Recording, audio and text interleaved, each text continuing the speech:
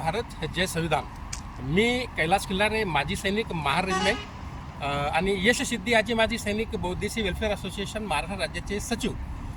मी नेमकाच या ठिकाणी कोरेगाव भीमा जय स्तंभाजवळ पोहोचलेलो आहे आणि आता वेळ झालेली आहे 5:15 ते 20 मिनिटं होत आहे. दिनांक 1 जानेवारी 2026 रोजी 1 जानेवारी 2026 रोजी महार रेजिमेंटचे सैनिक जवळजवळ 1 ते 1,500 सैनिक महाराष्ट्रातून पूर्ण भारतामधून इथं येतील आणि भीमा कोरेगाव स्तंभाला ही सलामी देणार आहे. यामध्ये महाराष्ट्र प्रशासनाने खूप चांगली व्यवस्था केलेली आहे. भीमा कोरेगावचा स्तंभ आपण पाहू शकता. बाबासाहेबांचा जो फोटो लावलेला आहे त्या खाली 208वा शौर्य दिवस हे लिहिलेला आहे आणि बाबासाहेबांच्या फोटोखाली एक न्याय म्हणून शब्द दिलेला आहे. ही लढाईचं आत्मसन्मान आणि न्याय मिळवण्यासाठी झाली होती. आपण पाहू शकता माझ्यासोबत व्हिडिओ काढत आहे रितेश भालेराव.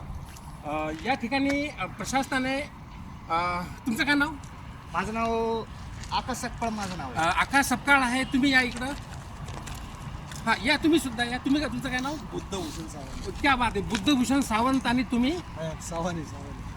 आयन सिंग. आयन शेख. माझ्यासोबत ही पुण्याची आणि कुठले पुण्याचीच मंडळी आहे. सर्व पुण्याचे आहेत. मला फक्त इथं हे सांगायचं आहे की मी इथं 2 दिवस पहिले आलेलो आहे. मी सुद्धा पोहोचलो आहे. आपण सुद्धा लवकर या. म्हणजे लवकरच येसाल 1 तारखेला. सर्व महार सैनिकांना माझं आव्हान आहे की 1 जानेवारी 2026 रोजी आपण 9 वाजता एकाच वेळेस प्रशासनानं आपल्याला वेळ दिलेला आहे.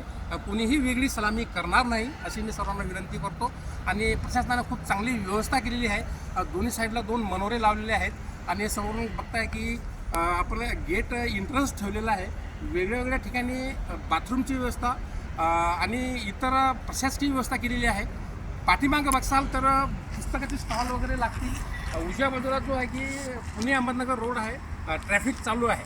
आता आपण शॉर्टमध्ये हा जो इतिहास आहे की यामध्ये 500 महार म्हणजे 500 महार होते. तर आपण पाहू शकता या स्तंभाच्या आजूबाजूला ही जी जागा आहे स्तंभाची जी जागा ही जवळजवळ 3 हेक्टर 10 आर आणि या जागेचा जो गट क्रमांक 1033 असून ही महारचे सैनिक आहे. इंग्रजांच्या ईस्ट इंडिया कंपनीमध्ये होते आणि ईस्ट इंडिया कंपनीमध्ये 500 महारसोबतच 300 इंग्रजी सैनिक आणि 34 मद्रास आर्टिलरी होती.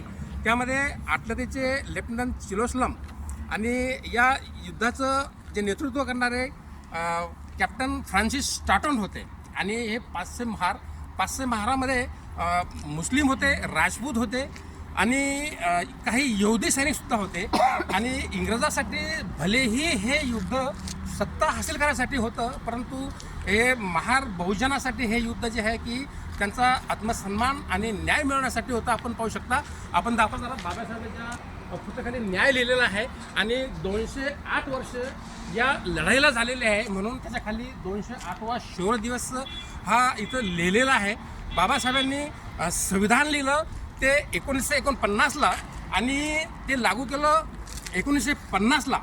आणि त्यामुळं जे आहे की हा बाबासाहेबांनी दिलेल्या संविधानाचा 75वा अमृत महोत्सव पूर्ण भारत देश मानत आहे. म्हणून बाबासाहेबांचा फोटो आपण पाहू शकता. बाबासाहेबांचा फोटो लावलेला आहे. तसेच आपण इथं पाहू शकता की माझ्या छातीवर दाखवा. हे जे महार रेजिमेंटचा लोगो आहे आणि या लोगोमध्ये महार रेजिमेंटच्या लोगोमध्ये भीमा कोरेगावचा स्तंभ दाखवलेला आहे. आता आपण पाहू शकता की हा जो स्तंभ आहे या स्तंभावरती सुद्धा दाखवतात. या स्तंभावरती सुद्धा महार रेजिमेंटचे निशाण लावायचं बाकी आहे. तयारी चालू आहे. अजून बरीचशी तयारी बाकी आहे. फुलाची सजावट केलेली आहे. आणि या आपण पाहू शकता की हे जो स्तंभ आहे स्तंभाच्या चारही बाजूने मार्बलचे जे प्लेट लावलेले आहे त्या प्लेटवरती या युद्धामध्ये शहीद झालेले 22 महार आणि 3 जखमी महार तसेच इतर सैनिकांची नावं सुद्धा दिलेली आहे. परत दाखवा. आपण चौहो बाजूला दाखवूया. या ठिकाणी बंधुत्व सत्यमेव जयतेच्या खाली बंधुत्व लिहिलेलं आहे. हां सत्यमेव जयतेच्या खाली बंधूच लिहिलेलं आहे. भारताचा जो जे आपलं निशाण आहे भारताचं ते सुद्धा दिलेलं आहे.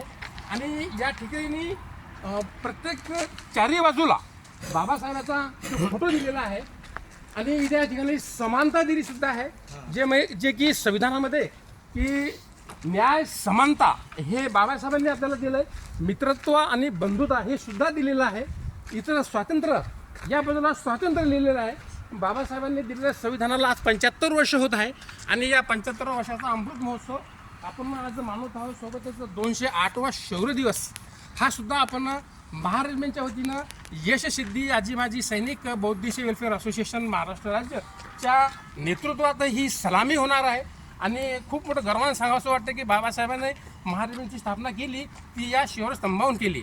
गोलमेज परिषद 1930च्या गोलमेज परिषदेमध्ये बाबासाहेबांनी इंग्रजांसमोर हा विषय मांडला होता की जो महार समाज आहे हा लढवय्या समाज आहे आणि आपण जी बंद पाडलेली रेजिमेंट आहे ही सुरू करा असं इंग्रजांनी पटवून दिलं.